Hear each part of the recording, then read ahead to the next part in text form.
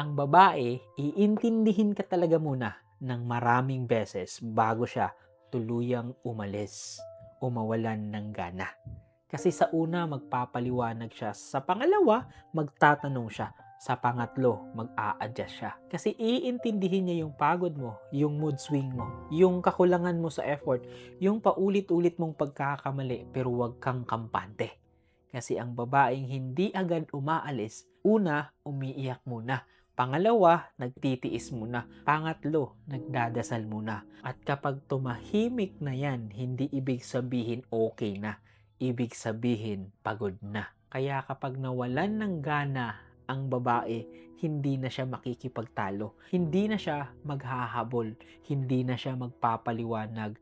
Yung dating nagmamakaawa, biglang magiging kalmado at doon ka matakot. Kasi pag ang babae tumigil sa pag-intindi, tapos na. So please, habang may pakiramdam pa siya, may chance ka pa. Habang nagsasalita pa siya, may pag-asa pa.